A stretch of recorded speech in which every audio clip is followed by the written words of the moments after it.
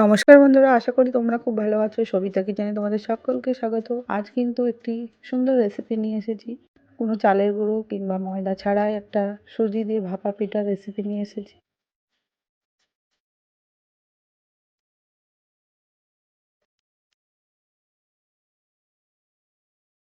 তো চলো, কড়াইয়ে আমি 2 কাপ জল দিয়ে দিলাম।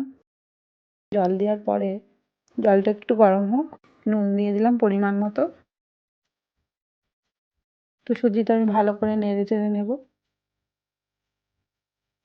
জলের সাথে মিশিয়ে নিচ্ছি।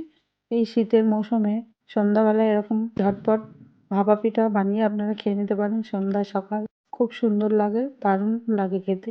খুব নরম হয়, চালের পিঠার থেকেও বেশি নরম হয়। তো সুজিটা আমি নেড়ে নিচ্ছি ভালো করে।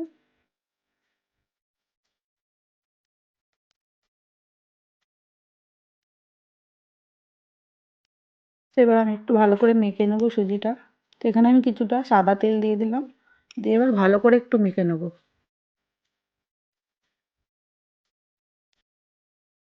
তো আমার মাখা হয়ে গেছে। এবার কিছুক্ষণ এটা আমি ঢেকে রাখবো। তো এবার ভাপা পিঠের পুরটার জন্য আমি এখানে গুড় নিয়ে নিয়েছি। এখানে প্রায় 200 গ্রাম মতো গুড় আছে।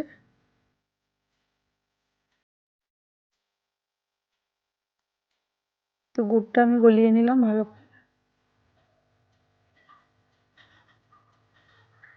তো এখানে আমি 1 প্যাকেট গুঁড়ো দুধ দিয়ে দিলাম, 10 টাকার প্যাকেট। তো এবার একটু ভালো করে মিশিয়ে নিচ্ছি গুড়ের সাথে।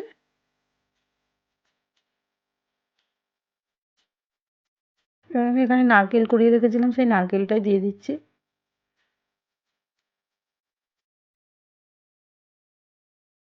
নারকেলটার মধ্যে সব গুড়গুলো আমি ভালো করে মিশিয়ে নেব, নেড়ে চেড়ে।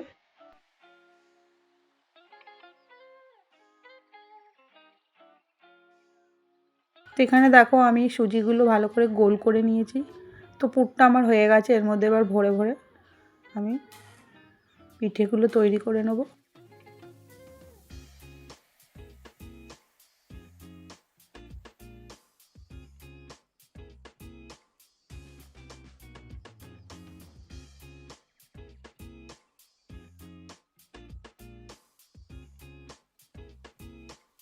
তো পিঠের আকারগুলো আমি এরকম সাইজের করে নিলাম কিংবা এরকম ডিজাইনের করে নিলাম।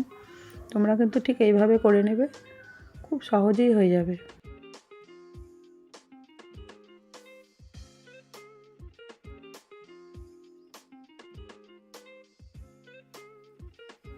তো এখানে আমি একটুখানি একটা ফুটো থালার মধ্যে একটু ব্রাশ করে নিলাম সাদা তেল।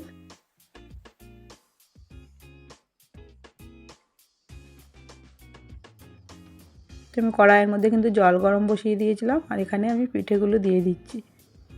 খুব বেশি টাইম লাগে না, 4-5 মিনিটের মধ্যেই ভাপানো হয়ে যায়।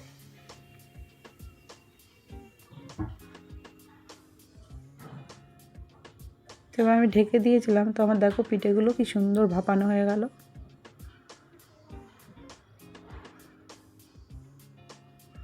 পিঠেগুলো আমার রেডি হয়ে গেছে। তো এবার আমি একে একে সব কটা পিঠে তুলে নেব।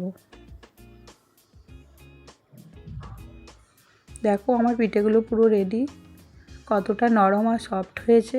তোমরা কিন্তু এরকম করে চালের এই সুজির পিঠাটা বানিয়ে নেবে, খুব দারুণ লাগে খেতে। আর বেশি টাইম লাগে না, একদম ঝটপট হয়ে যাবে। তো বন্ধুরা, তোমরা কিন্তু অবশ্যই বাড়িতে একবার ট্রাই করে দেখবে। দারুণ স্বাদের রেসিপি একটি। একটা লাইক কমেন্ট করে আমার পাশে থাকবেন। তো ধন্যবাদ।